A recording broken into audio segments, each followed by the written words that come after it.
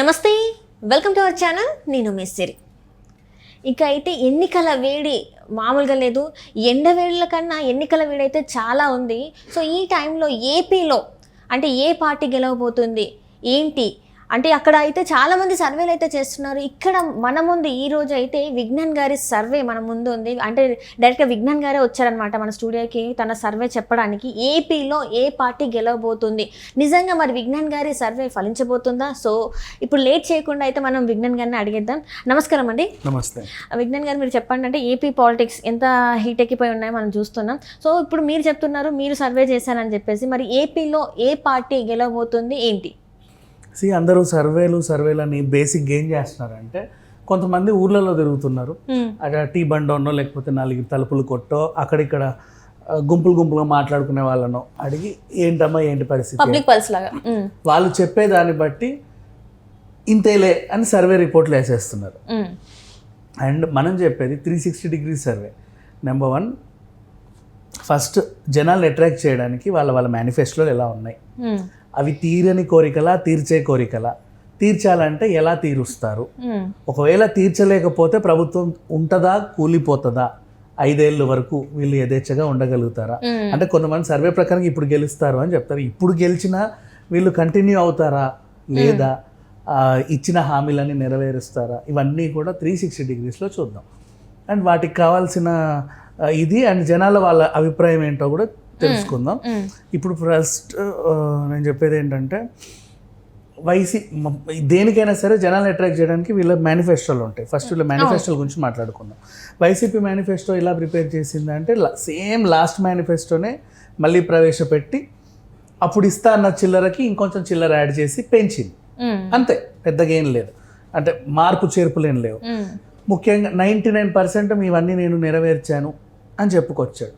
ఆ 1% ఏంటి అంటే, నిన్న సజ్జల గారు కూడా ఒక ఇంటర్వ్యూలో చెప్పుకొచ్చారు, మద్యము అదొకటే మద్యం పాలసీ, మిగతా అన్నీ చేసేసామని చెప్పారు. ఆ ఒక 1% కీలకం యాక్చువల్గా చెప్పాలంటే. దాని ద్వారానే వీళ్ళకి ఆదాయ వనరులన్నీ డిపెండ్ అయ్యి ఉంటాయి బేసికలీ. సో ఆ ఒక్కటే జగన్ ఏం చేశాడంటే, చాలా హ్యాపీగా మందు అమ్ముకున్నాడు, నచ్చిన రేట్లకి నచ్చిన మందు నచ్చిన విధంగా అమ్ముకున్నాడు, నచ్చిన రేట్లకు అమ్ముకున్నాడు, నచ్చిన బ్రాండ్లు అమ్ముకున్నాడు. దాని ద్వారా వచ్చిన ఆదాయంతో ఏదో ఆయన ఇచ్చినటువంటి హామీలు నెరవేర్చుకున్నాడు. ఎందుకంటే కేంద్రం నుంచి ఆయనకి చిల్లర వచ్చే దాఖలాలు లేవు కాబట్టి, జనాలకు ఇచ్చిన హామీలు నెరవేర్చకపోతే మళ్ళీ గెలిపించరు కాబట్టి ఇచ్చుకున్నాడు. ఆయన చేసిన మంచి పనులు ఒకటి చెప్పుకుందాం. మరీ అందరూ మంచి చెడులు ఉంటాయి కదా ఎవరికైనా సరే. విద్య అండ్ ఆరోగ్యం, చదువు గురించి మాట్లాడుకుంటే ఇంగ్లీష్ మీడియం స్కూల్ బాగా కట్టించాడు అండ్ స్కూళ్ళని డెవలప్ చేశాడు. ఇంగ్లీష్ని కూడా మళ్ళీ తెలుగులో పెట్టి వాళ్ళకి అర్థమయ్యే విధంగా చాలా సున్నితమైన అంశాన్ని కూడా తీసుకొని ఇచ్చాడు. అండ్ అలాగే ఆరోగ్యం కూడా పర్లా, ఆయన హీ ఇంప్లిమెంటెడ్ గుడ్. ఒక మద్యము ఇంకా మిగతా వ్యవహారాలు ఏవేవో ఇంకా అవి సరిగ్గా చేయలేదు, వదిలేద్దాం వాటి గురించి. సో ఇప్పుడు ఈయన గెలిచే అవకాశం ఉందా లేదా అని మాట్లాడుకుంటే, జనాల్లో ఈయనకున్న అట్రాక్షన్ ఇప్పుడు ప్రజెంట్, జగన్ హామీలేం నెరవేర్చలేదు, రాజధానుల గురించి ఎత్తలేదు. నెక్స్ట్ నాకు 25 ఎంపీలను ఇవ్వండి, ప్రత్యేక హోదా తీసుకొస్తా అన్నాడు. అప్పటికి 22 ఎంపీలను ఇచ్చినప్పటికీ, 22-23 ఎంపీలను ఇచ్చినప్పటికీ అసలు ప్రత్యేక హోదా ఊసు కూడా ఎత్తల. పోలవరం అసలు ఏంటో కూడా తెలియదు ఆయనకి, దాని స్పెల్లింగ్ కూడా తెలియదు, అసలు అది ఉన్న విషయం తెలియదు. అది ఏపీలో ఉందా, కర్ణాటకలో ఉందా, ఇలా ఇంకెక్కడన్నా ఉందా, ఒకప్పుడు ఉండేదా పుస్తకాల్లో హిస్టరీలో, లేకపోతే త్వరలో ఎప్పుడన్నా వచ్చే జన్మలో రాబోతుందా తెలియదు. ఆయన వాటి గురించి ఆయనకు అసలు తెలియని కూడా తెలియదు. And next Visakha steel plant గురించి ఆయనకు పట్టింపు లేదు. ఇకపోతే భోగాపురంలో పెద్ద ఎయిర్పోర్ట్ తెస్తాం, ఇంటర్నేషనల్ ఎయిర్పోర్ట్ అన్నాడు. అండ్ 3 రాజధానులు అన్నాడు. ఇవి కొంచెం ఇక నెగిటివ్ షేడ్స్ అన్నీ కలుపుకుంటే మూట కట్టుకుంటే ఈయన వ్యవహారం ఇలా ఉంది. సో నా సర్వే ప్రకారంగా వైసీపీకి వచ్చే సీట్లు 30 పై చిలుకు మాత్రమే. 30 పై చిలుకు వస్తాయంట. 30 పై చిలుకు వస్తాయి మాత్రమే అని అనుకుంటున్నా. 30 అయితే వస్తాయి, ఆ పై చిలుకు చూద్దాం, చిలికితే వస్తాయి. నెక్స్ట్ ఇంకా అసలు విషయానికి వస్తే టీడీపీ గురించి మాట్లాడుకుందాం. వీళ్ళు ఇచ్చిన మేనిఫెస్టో హామీల గురించి ప్రజెంట్ ఆయన మీద ఉన్న నెగిటివిటీ వీళ్ళకి పాజిటివ్ అయ్యే ఛాన్స్ ఉంది. అండ్ వీళ్ళు ఇచ్చిన డెవలప్మెంట్ కోసం వీళ్ళు చెప్పే పద్ధతులు కూడా జనాలకు ఎక్కాయో లేదో తెలుసుకుందాం. వాళ్ళ మేనిఫెస్టోని వీళ్ళ మేనిఫెస్టో చూస్తే ఇది కొంచెం బరువు ఎక్కువ. వాళ్ళు 10 ఇస్తామంటే వీళ్ళు 10.5 ఇస్తామన్నారు, వాళ్ళు 25 ఇస్తామంటే వీళ్ళు దానికి ఇంకో తోక ఎక్కువ ఇస్తామన్నారు, వాళ్ళు అరాకొరా చేస్తామంటే మేము పూర్తి చేస్తామన్నారు. ఇట్లాంటివి ఉన్నాయి. అండ్ వీళ్ళు అట్రాక్ట్ చేసినటువంటి ప్రధాన అంశాలు ఏవైతే ఉన్నాయో, స్కూల్కి వెళ్ళే పిల్లలకి 15,000 రూపాయలు సంవత్సరానికి. నువ్వు ఇంట్లో 10 మంది ఉంటే 10 మందికి వస్తాయి, అంతే, అందరికీ ఇస్తారు. ఆడపిల్ల పుట్టినప్పుడు ఇంత చిల్లర, 18 ఏళ్ళు నిండాకి ఇంత చిల్లర, పెళ్ళయ్యేటప్పుడు ఇంత చిల్లర, ఆమెకి ఆ తర్వాత కూడా ప్రతి మహిళకి నెలకింత ఇంత ఇంత వాళ్ళది ఓకే. పెన్షన్ వాళ్ళు ఇస్తామన్న దానికి ఇంకో అరాకొర అర్ధన యాడ్ ఎక్కువ చేశాడు. మిగతావన్నీ ఆయన చెప్పినవన్నీ వీళ్ళు కొంచెం ఎక్కువ పెంచారు. రైతులకు కూడా వాళ్ళు ఇంత ఇస్తామంటే వాళ్ళు అంత ఇస్తామన్నారు. ఈ రకంగా ఇది కొంచెం బరువు ఎక్కువ, ఓకేనా. అండ్ అడిషనల్గా గ్యాస్ సిలిండర్లు, ఉచిత బస్సు ప్రయాణాలు, ఇంకొన్ని జనాలకి అట్రాక్ట్ చేసే విధంగా ఉన్నాయి. ఇప్పుడు ఇవన్నీ వీళ్ళు అమలు పరిస్తే ఏంటి పరిస్థితి, అమలు పరుస్తారా లేదా? మెయిన్గా ఇక్కడ చూస్తున్నట్టయితే వాలంటీర్ వ్యవస్థకి 10,000 రూపాయలు అంటే 5,000 ఎక్కువ అక్కడే డ్యామేజ్ అయిపోయిందేమో వైసీపీ అనిపిస్తుంది. 5,000 10,000 చేశాడు. అసలు వాలంటీర్లే ద్రోహులు దోషులు అన్న వీళ్ళు వాళ్ళని మళ్ళీ ఆ వ్యవస్థని కొనసాగించడం, పైగా వాళ్ళకి ఉన్నత పదవులు ఇచ్చినట్టుగా 15,000 ఇవ్వడం గ్రేట్ చెప్పుకోవాలంటే. నెక్స్ట్ ఇంకా అసలు విషయం అంటే వాలంటీర్లను వీళ్ళు తిట్టాడు కదా, తిట్టినప్పుడు నెగిటివ్ అయింది. ఇప్పుడు వాళ్ళందరికీ మళ్ళీ డబల్ ఇచ్చేసరికి వాళ్ళు మళ్ళీ పాజిటివ్ అయిపోయారు వీళ్ళు. నెక్స్ట్ వీళ్ళ దాంట్లో రేషన్ డీలర్ల కోసము వైసీపీ ఏం చేయాల, వాళ్ళకి వచ్చే కమిషన్లు కూడా రాల.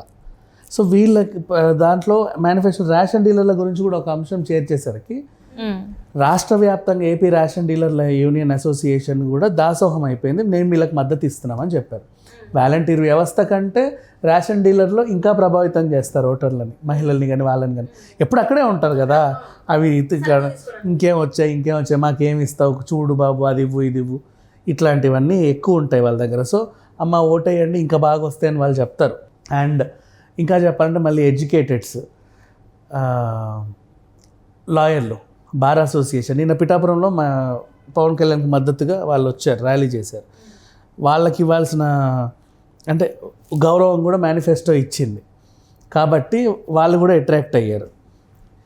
రాష్ట్ర వ్యాప్తంగా లాయర్స్ అందరూ కూడా వీళ్ళకి మద్దతు పలికారు, బాగుంది. సో రేషన్ డీలర్లు వీళ్ళ మద్దతుతోనే ఆల్మోస్ట్ ఒక మెట్టు ఎక్కారని చెప్పుకోవచ్చు. ఇది ఒకటి ఉంది.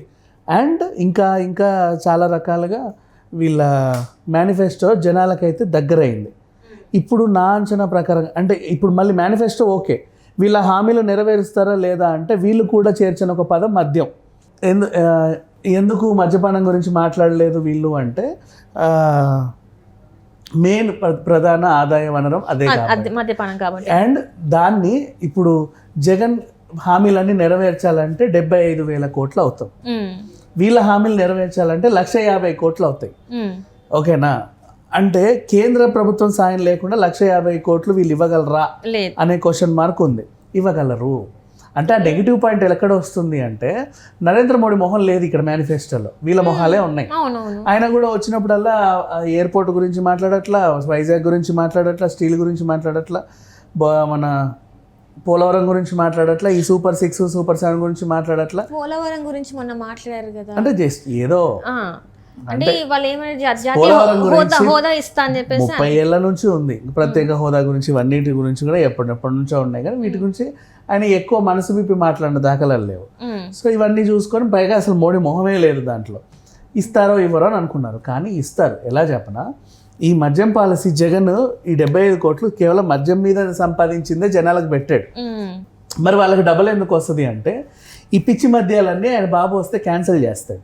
రైట్, ఎవరికి కావాల్సిన మందు యథేచ్ఛగా దొరుకుద్ది, దాని మీద 10వ పొరకో ఎక్కువ పెంచినా సరే వాళ్ళ మద్యం వాళ్ళకి వస్తుంది. సో పాత ఎవరైతే ఇంతకుముందు పాత తాగుబోతులందరూ ఈ మద్యానికి దూరం అయ్యారో వాళ్ళందరూ మళ్ళీ దగ్గర అయ్యే అవకాశం ఉంది.